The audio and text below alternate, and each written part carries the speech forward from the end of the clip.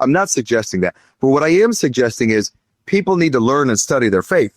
They need to understand the doctrine. They need to do the due diligence to gain the knowledge that paints the whole picture here. You know, the church gives you the true doctrine, but that's not the whole picture. But you can start to fill in that picture as you the restoration's ongoing, which means there's lots of truth out there that hasn't been circumscribed right into our doctrine. It's not canonized. And it's free for us to go out and find.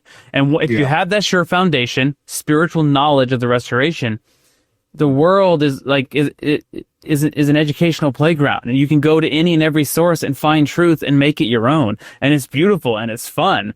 Like I've gone and studied a lot of Catholicism, and I think there's a lot of interesting ideas in Catholicism that there's some underlying truths that we haven't maybe brought in 100% that could be if you really explored it and there was a need to.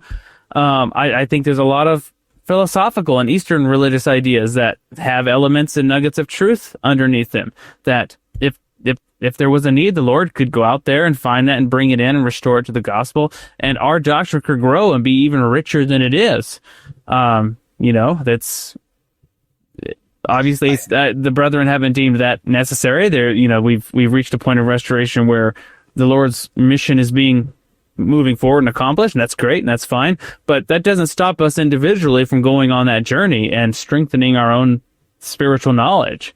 I watched a Stick of Joseph podcast the other day talking about Greek philosophy in the New Testament. I was like, you know, I'm going to go buy books on Greek philosophy. I bought some book on Greek Stoicism. I'm like, I'm going to, you know, and there's going to be truth in there. I'm going to become a Stoic. Yeah. Why not? A Mormon Stoic.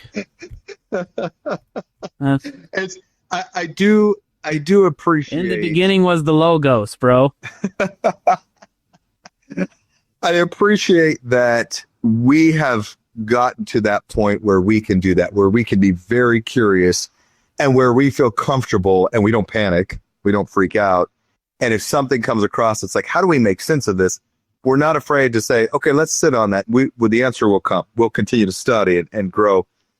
I don't have all the answers, but I hope that we can instill that same level of curiosity, of desire, but resiliency in other members of the church and in our youth, especially, because to think that we can just shelter them and prevent them from being exposed to a lot of these other ideas is foolhardy. I mean, it's just not going to happen. Honestly, I think the best thing we could do is expose them to it in an environment of let's talk about this.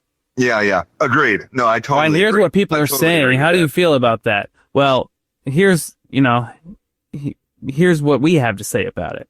And now you're armed with some knowledge and some, you know, that they can go and ponder it themselves and do something with it.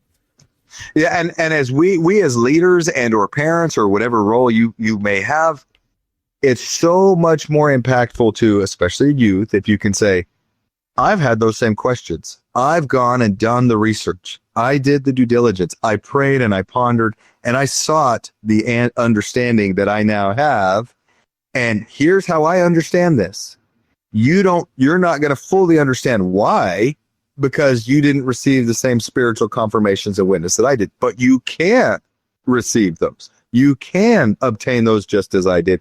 And that's a much better answer than, you know, that's actually a really good question. I don't know. I've never really sought to understood that. Like, that's what I want to avoid with my children is when they ask me something, and there's always gonna be something you don't have quite the right answer to, or you haven't quite figured out yourself. That's okay.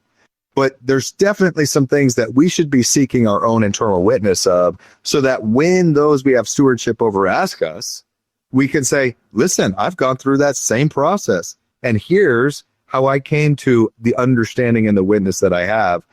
I think that gives so much more hope to the younger generation who is going to struggle through that and have to go through the same process if they can see that, hey, others have done this, they've gone this path, and they have been able to understand and gain a witness of the truthfulness of this, regardless of the naysayers and everybody else. That's what we need to try to build. I was in a class with a young man, and they made up a comment that their friends they were saying that we're a cult. And I said, well, what's the definition of cult? And they went, I don't know. I said, look it up. I looked it up and it said a system of beliefs directed towards a figure or object. I went, sounds like we're a cult.